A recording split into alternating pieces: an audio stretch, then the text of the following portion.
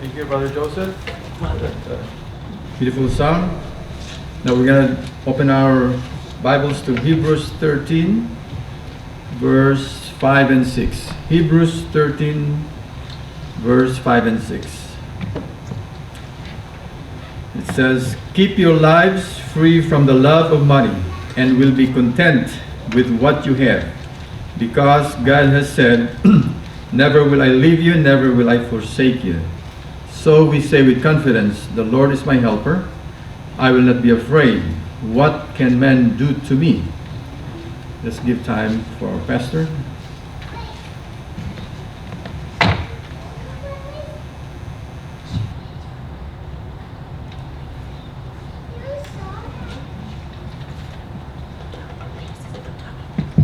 Happy Sabbath to you. Let me move this out of my way. Let me put this in order here.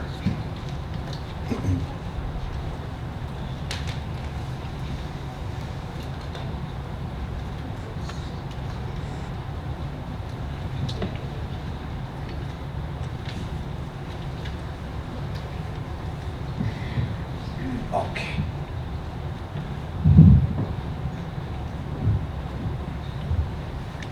Let me start with a short poll this morning, because I know you are honest people. Are you? Okay. Anyone here ever had money stolen from them? How many?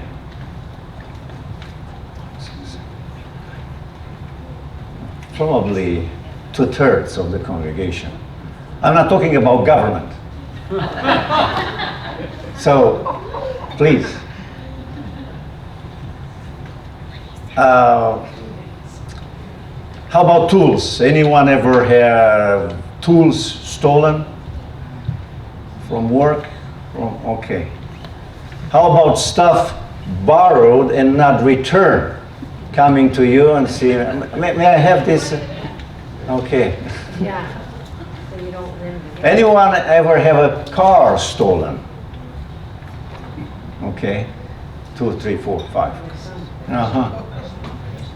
What about having something stolen from your car? Like a purse, like, okay. Yeah. Anyone ever have their home broken into? Okay, burglars. We discovered our car with a broken window some years ago, and our CD collection gone. My recorded radio talk show, all in Romanian.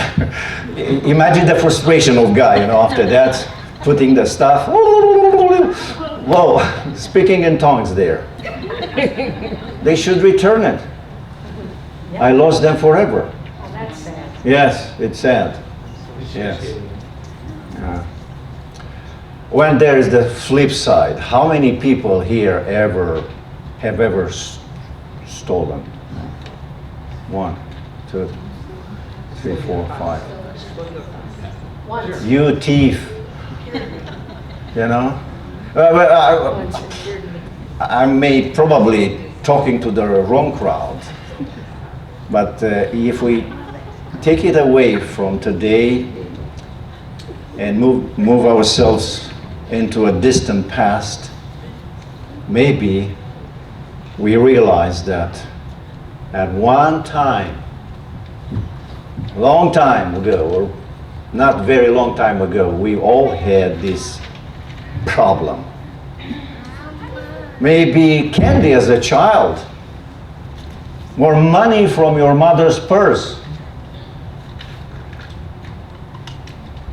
Maybe. A toy from a store. Office supply from work. Not having enough toilet paper, and instead of buying, you go into the church closet and get it from there. Oh, it's church. It's not stealing, is it? How about being creative about our tax return? Or maybe it was a can soda. You know, you go into the store and you put stuff inside, and you are thirsty and open it. You know, and you forget to put it in the basket. You put it in the trash can because you're a good citizen. Try to save the planet, and you didn't pay because it's just a can. You know. How many of you did it? How many of us are guilty to begin with? Yeah. So I can say very clear that everyone here falls into one of those two groups of people, having been stolen from or has stolen from someone else. People have sometimes lurking inside of them that is fascinated with the concept of getting something out of nothing for free. Let me see how this is. Why is this working? Advancing. Told you it's not working.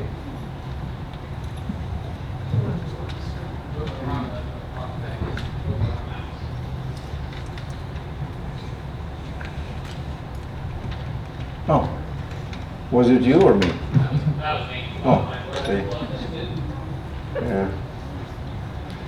You know, that explains why so many shoplifters who are caught, they don't need to shoplift, because they are not doing it out of necessity. They are doing it for a thrill.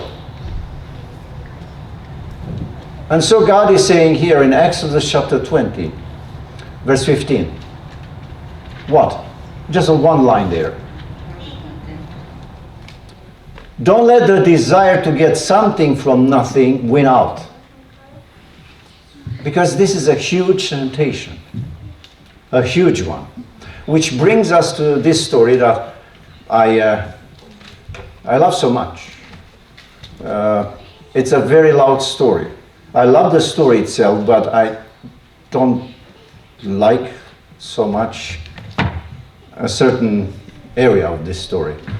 The one where the horns blew, the people shouted, and the walls came tumbling down, is the Jericho. One more, please.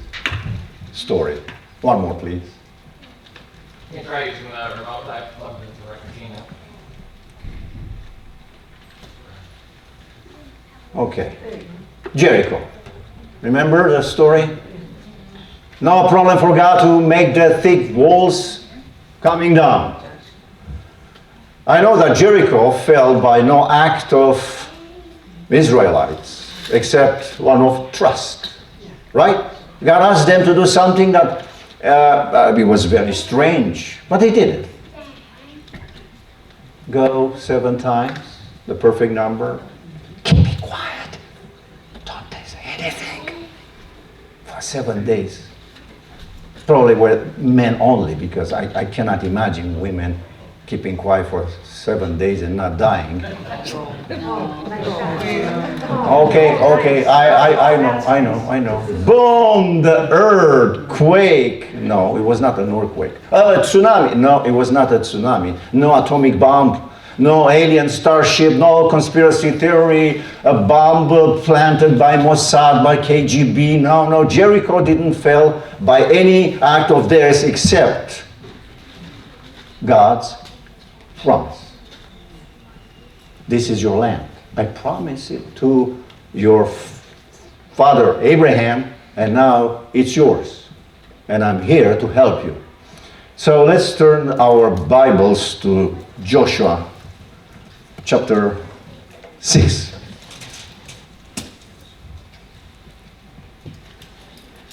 God took his people out of Egypt, out of bondage, out of idol worship, out of everything bad that was in Egypt. And he spent time with his people 4 years, the whole generation, in the wilderness. to educate them. Give them lesson upon lesson upon lesson, teaching them about relying on Him only. It's wilderness, it's nothing here. It's no Aldi, no Walmart, no Costco, nothing. And you trust God, then He's going to feed you. He's going to keep your clothes untorn and your shoes like brand new for 4 years. Every day you are going out and looking for food. It's free for you. 4 years. Of course, you cannot part the Red Sea. I can, said God. Go. This is the way. No bridge. Just go. You cannot make water come out of rock. Yes, I can. How about food? Yes, I can. I will do it for you. Teaching them so much. But now God was about to take His lesson a step further. And we have here Joshua 6 verses 17, 19. Let me see if I put it on the screen here. God gives instructions about Jericho. Don't touch anything. Everything is mine. Oh, do you need all this stuff? Bury me, said God. This was and still a lesson in trusting God, as well as a lesson about tithing. Oh, tithing in Jericho? Yes, yes. The Israelites have been given the promised land totally by the power of God. To remind them that this was His power, His land. He told them something, that they were to remember Him first. That was the first city in Canaan, in the promised land. They just entered there. At the border, Jericho. And God said, don't touch it, this is mine. Lesson. This is a lesson for them. For Him, remember Him first by dedicating the first fruits of the promised land. That sounds nice and easy enough. Now, did they learn to trust Him all the wilderness for 40 years? How did they do it? Chapter 7, verse 1. But, if you begin this sentence with the word but, what means that? The Israelites acted unfaithful, were unfaithful in regard to the devoted things. Actually, it's a name in Hebrew that I don't remember right now. In Greek, it's korban. This is for God. Achan, the son of Carmi, the son of Zimri, the son of Zerah, and the tribe of Judah, took some of them. Now, notice something. The verse starts out by saying that Israel was unfaithful. Did you see that? Israel, the church, God's church at that time. If Israel was unfaithful, then it goes to the great lengths to tell us exactly who caused the trouble, all the way down to his family and tribe. One guy did it, but the whole camp of Israel seems like we're punished. Is this fair? Is this fair? And then it concludes with God's anger against the whole Israel. And so there is another lesson here. Achan's stealing was not an isolated act. It affected the whole people of God. Even more, it affected how their enemies view them. They were not there to represent God, to apply God's principles. They were just another band of thugs, no better than other tribes in their neighborhood. They were just destroying and plundering and stealing from them. So I discovered something. My actions never, ever affect only me. So this is a hard lesson to learn. I'm still learning it. Oh, this is just going to hurt me. This is going to just affect me, what I'm doing here. I hear this all the time on radio. Weeds, yes, marijuana. Okay, make also heroin and what's the other one? Very strong drug. Cocaine, available for everybody, legal. And let people decide because they only affects them. It's your choice. It's your choice. See? I challenge anybody here to come up with something that only affects them. As you'll be surprised, it affects others. It affects your relationship with your spouse, with your children, with your neighbors, with government, with church people, with strangers, with God. Nothing we do affects only us. So keep this place here in Joshua chapter 8. And let's take a look at Exodus chapter 20, verse 15. You shall not steal. Actually, these four little words have a greater depth than what we can see right now. Take this, put in your pocket. They have far-reaching implication, just like Achan's breaking this commandment. This 8th commandment covers all type of theft that may come to your mind: burglary, robbery, larceny, hijacking, shoplifting, pickpocketing, purse snatching. Stealing also covers white-collar crimes, and embezzlement, crooked banking vessels, dishonest brokers. This commandment can be transgressed, can be broken in so many ways, not just taking property or money. We hear of stealing intellectual property, China, or taking our ideas and try to replicate movies and books and gadgets. And someone tells you about their invention, you go there and patent the invention before them, saying, I invented this, I invented the internet. Or was Mr. Al Gore, probably. You stole their idea, borrowing in music, in literature, in sermon. I am telling you something that happens, is not happening to me. I read it somewhere in another book, and I said, well, I did this. Let me tell you my story. I was there, and this is not me, somebody else. Is this is stealing? How about politicians seeking your vote with promises that they don't even intend to keep? It's stealing from you, from us, dreams and hopes. Gambling is stealing because you are risking what God has entrusted you in a way that you are almost certainly to lose. I stopped in Missouri some time ago to a gas station. There were 2 lines there inside.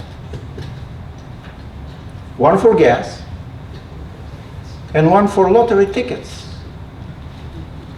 One for gas with people dressed nice, smiling, and you see the other line.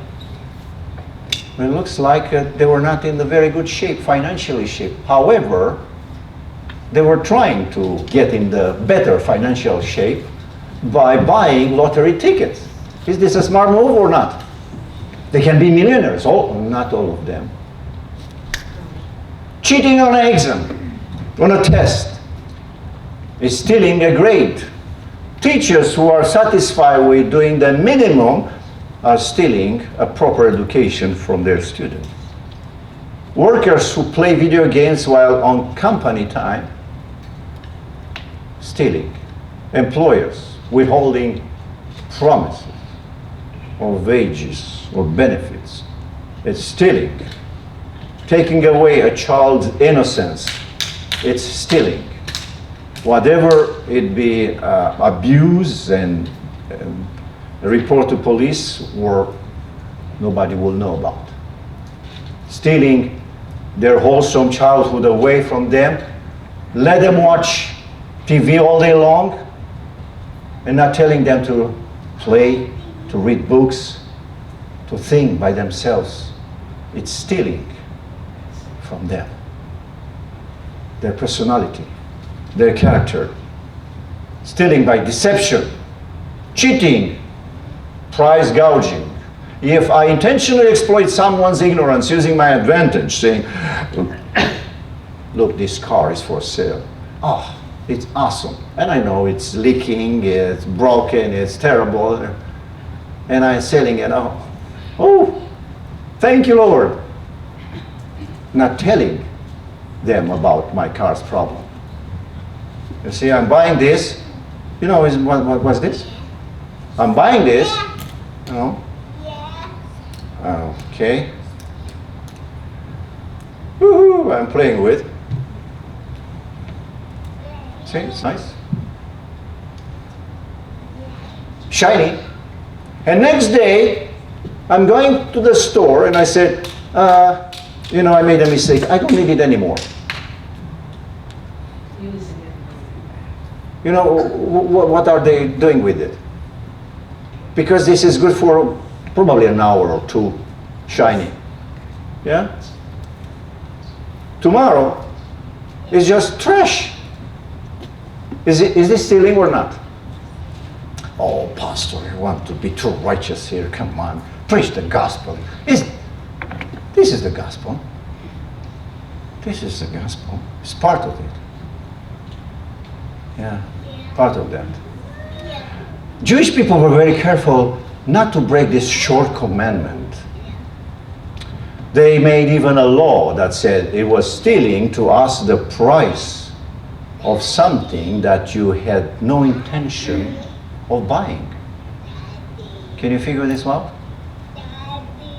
You go to a dress store and you tell the lady there, saying, show me a blue with red dress.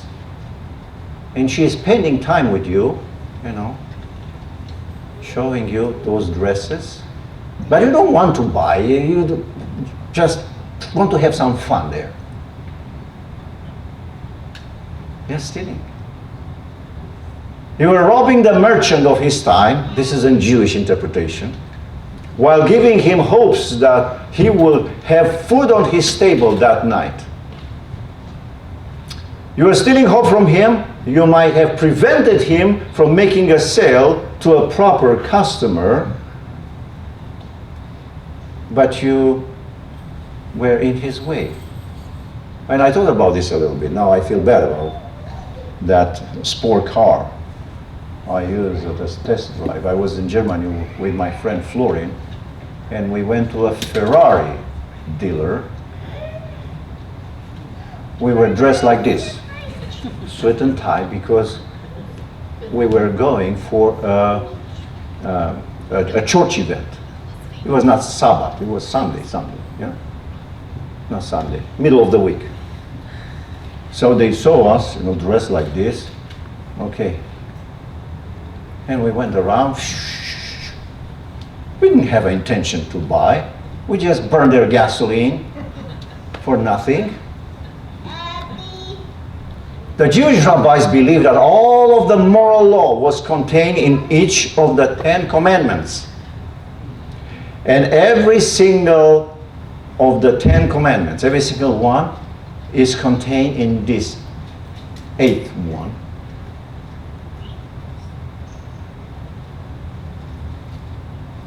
For example, every immoral and criminal act is covered under this commandment, because at the end the whole community loses something to pay for the misleads of few people.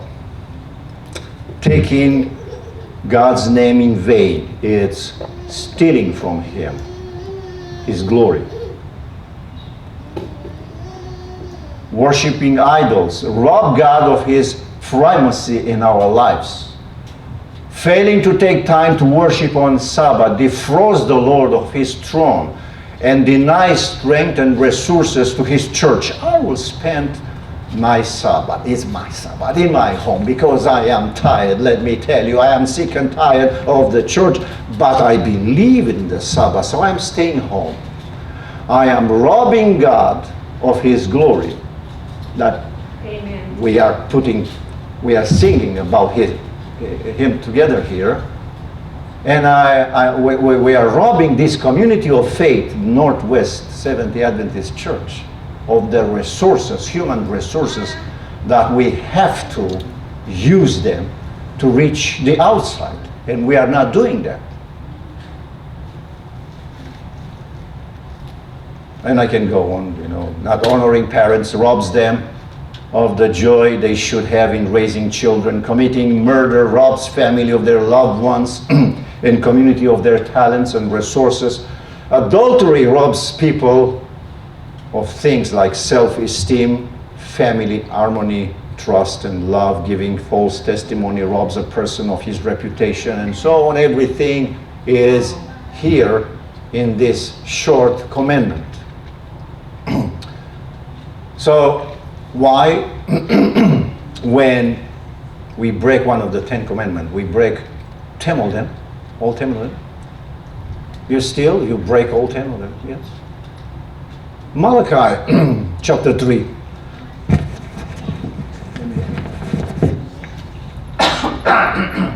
Okay.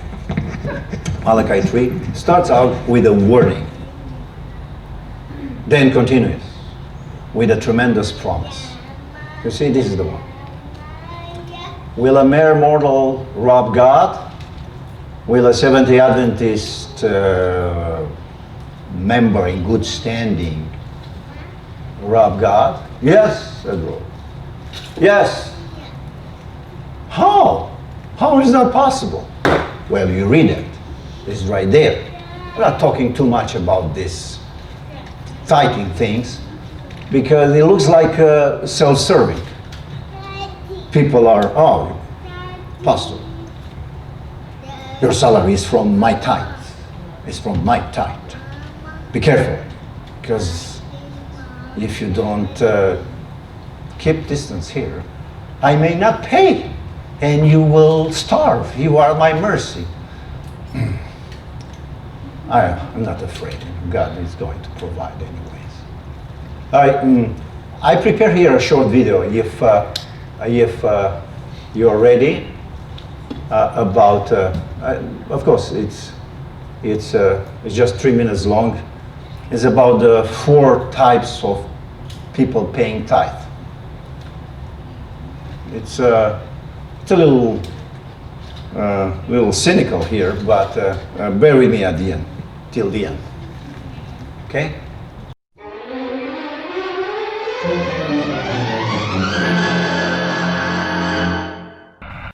I give to God by enjoying what He has given me. Okay? I mean, do you really think He expects something back?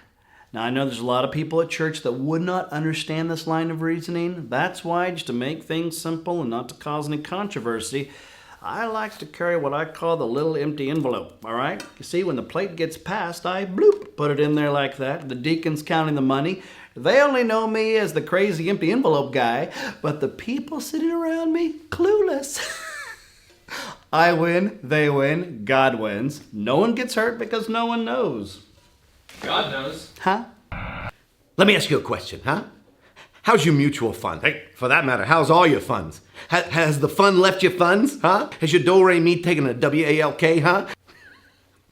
What if I told you that I knew about an investment you could make that the return would be mind-boggling? And it's promised, it's guaranteed. I know what you're saying, there's no guarantees. This one's guaranteed, okay? Malachi 3:10. So what it says in the Old Testament, it says, test me, give to God, and He will give you back. It goes like this: I give this, He gives this. I give this, He gives this. I give this. right up there. He keeps giving. I can't outgive God. How crazy is that? Do I love him? Sure, whatever. I'm just saying, if you give, he gives back. I tithe, but just not like in the form of a 10% check per se. Let me tell you what I mean. When I go to church on a Sunday morning, they're selling donuts, I buy some. Boom, that's a tithe. When my whole Sunday school class wants donuts and I, out of the goodness of my heart, buy a whole bunch for the Sunday school class, boom, that's another tithe. But it's not about me spending money. It's about the smile on people's faces. That, my friends, is tithe enough for me. Case in point, the church was having date nights where we could take our spouse out for an evening, and they were charging $25 for childcare. Boom shakalaka tithe. I'll tell you what the biggest tithe was. When I spent over $100 on our meal, and my wife was grinning ear to ear, that, my friend's, a tithe. I would like to give. I would, okay? But everything right now is just crazy. I mean, just crazy, you know? I mean, not normal crazy, really crazy, you know? And if after I paid my bills and took care of the things that I need and want, then I would consider giving something, but not now's crazy. We're going to give later. We've already talked about it. I mean, down the road, we'll be crazy givers, but right now, it's just crazy. Yeah, I have money, that's a fact. But you know what? It's a heart thing between me and the Lord and the pastor, because he needs to know what I'm giving now that we have this little building campaign going on, if you know what I'm saying. And pastor, I'd give a little bit more. I'd give a little something if you'd have that music minister sing a couple more hymns now and then, huh? Hey, what's this? Watch this. Is that a Benjamin? I think it is. Benji likes hymns. Come on. You want it? Come on, pastor, do what I say, huh? Oh, in my life, Lord, be glorified in me.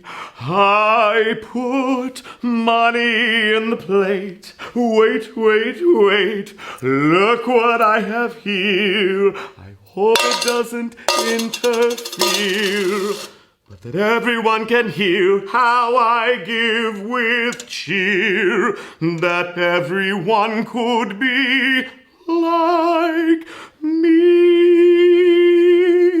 Jazz hands.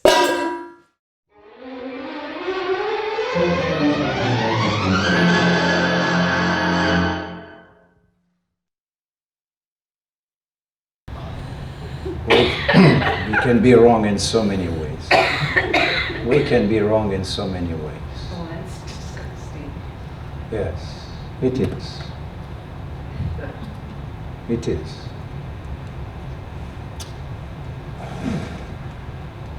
One more, please. Okay. So, for a few minutes, let's go back to the story of Achan from Joshua, chapter 6, 7.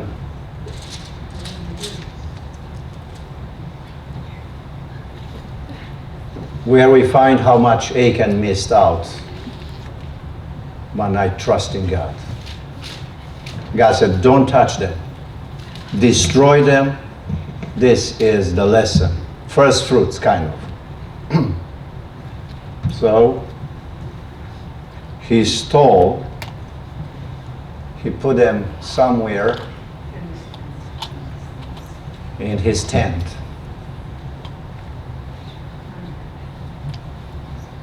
And all Israel were affected. They were defeated, people died. Who is responsible?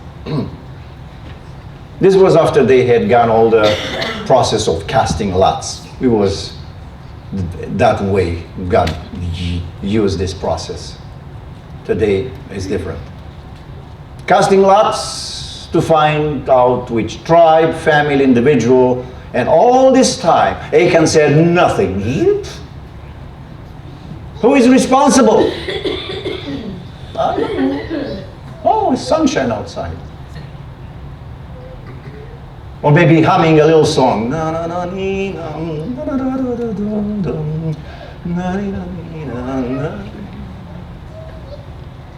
And finally it comes down the lot to him. This is chapter 7, verse 20, 21. And Achan replied, oh, it is true. I have sinned against the Lord. No big deal.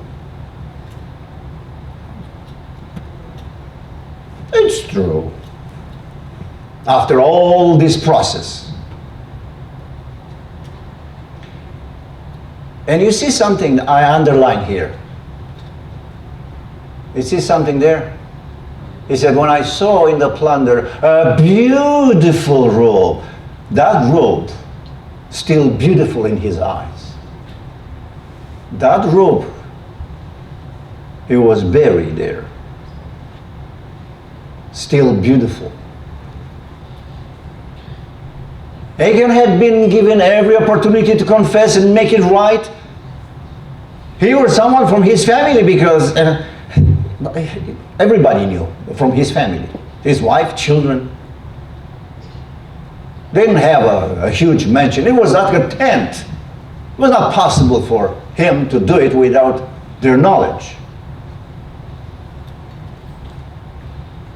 And I'm shocked. He had stolen these things and he couldn't even enjoy them. What to do with the beautiful robe when you cannot wear it? Because everybody will know about it. And I'm shocked. Are you?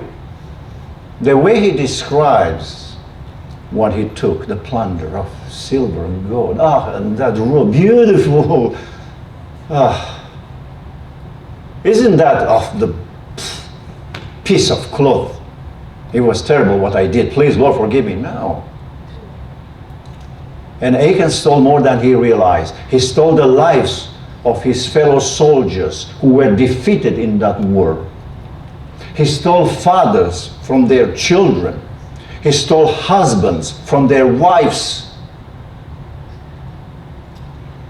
So careful here. When we steal from God, we do far more than we realize. When we rob God of tithes and offerings, what does it mean? It means that we don't trust God to handle His own stuff. We don't trust God with what is His to begin with. So I'm keeping in my pocket. Because you never know. Oh, He doesn't need it. Oh, there are others. You heard those excuses in that little clip. We don't trust God to do what He promised us to do. When He said, I will never forsake you. I will take care of you. Oh, I can take care of myself so if I have more money. So this is why I'm keeping the tithe and offerings, and I'm just putting $1 there once in a while.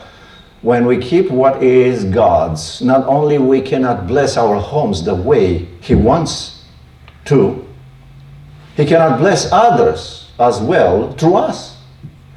He has chosen our faithful giving to provide for the spreading of the gospel. He could have done it in any other way, but He chose this way, asking you voluntarily to give up at least 10% of your paycheck as an act of faith. As an act of faith. And if all His people will give God what He requires, like glory, respecting the Sabbath, His time, the tithe and offering, His money, will no longer be an issue in the gospel going like a fiery wave in California today to the whole world. We could do so much more with the 90% that is ours than with 100% kept for ourselves while we are pretending that we love God and we are waiting for His coming. And yet there are people that would rather hold on to their few trinkets, like Achan, that enjoy the vast wealth of heaven promised to the faithful ones. It brought a death sentence to Achan and his family. No? When the Israelites walked away from the pile of rocks that had become the family grave, they named the place the Valley of Achor, or the Valley of Trouble. What Achan didn't know, was that just a few days later, God would have provided him with more money and beautiful robes and everything than the meager hall of Jericho. And I think the next one is here. More, please. More. Yes. One more. And the Lord said to Joshua, don't be afraid. Go and get the Ai, the city. And guess what? You may hear of the plunder and the livestock for yourselves. This is, I don't care about this stuff. It's yours. Interesting. It's yours. You passed the test, now you have it. You didn't pass the test, I cannot trust you. So Achan didn't pass the test. The rest, yes, they did. Within hours, had Achan only waited, had he only obeyed and trusted, he and his family would have been given stuff, and stuff again, if this is what you are looking for. How much better is to trust in God's timing and in God's provision than robbing from him. Than robbing for him. I wrote a little email to him here. Dear Achan, this is me here writing to him. Would not have been better to wear some ordinary shirt you carried with you, the same one, through the wilderness? And being better to endure a thin wallet and tight finances, yet live with your wife and your handsome sons and pretty daughters to see God's people marching triumphantly into the promised land? Would it have been better than ending it all under a cold pile of rocks in the grave after all these years of following God through the wilderness, eating daily for free? Why did you fail to trust God just before receiving your inheritance? Why? And the good news is that Israel dealt with this situation. God was able to bless them once again. They were able to go forward and possess the land of milk and honey as an illustration of heaven, the promised land here, as a little sample of heaven. Name, Jack Williams. He lives in Little Rock, Arkansas. And Jack is alone in the kitchen. He removes the envelope from the small pile of mail and draws in deep breath. It is from his former employer. He has lost sleep waiting for that. What he is about to read could lead of his exoneration or imprisonment. He had written to this man 2 weeks ago, confessing that he had stolen money from the cash deposits he drove to the bank each day as part of the job. Cash. After he received Jesus during a Revelation seminar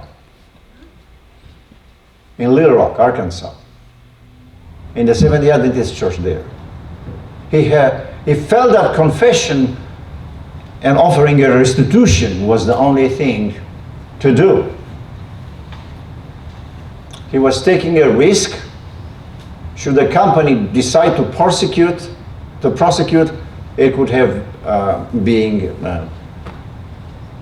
not good for him. If they were there to sue him for the entire amount, it will put him on the street, and after the street, in the jail. So he sent the letter anyways because he wanted to be baptized. Those people. Warm heart, ready to do anything to receive Christ.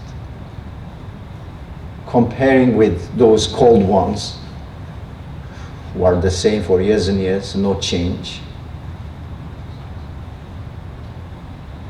Now Jack and his wife They are over there in the kitchen. They open the envelopes together. Dear Jack, thank you for your letter indicating your actions. The figures from the deposits were adjusted by our accounting department, and there is no need to address this matter any further. We appreciate your sincerity. This is going to be our last word with you. Bye. That is forgiveness. There is a chance to move on. If you are an Achan right here, right now, I would like to tell you that God is ready to forgive you. Not only to forgive you, but to give you the power to stand and not do it again. Being a thief is a mark of a sinner, and we are all sinners here. We are all in need of God's forgiveness. Let's trust God with our ordeals, no matter what they are. Let's make things right, standing honestly before Him, before our neighbors, before the society, standing honestly before everybody, saying, this is who we are.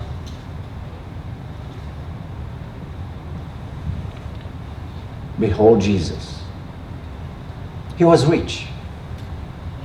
He was rich. He had everything. However, for our sake, He became poor, so that we, to His poverty, might become rich. I love this scripture because this is the gospel in a nutshell, in just one verse. Why Jesus came here. Why in that place? Poor, dirt poor. Because it was the only way for us to become rich. The only way. Behold the Lamb of God. Look at Him. He was poor purposely because He wanted us to be rich. He is the one who said it, give to Caesar what belongs to Caesar, and give God what don't mix them up. Don't mix them.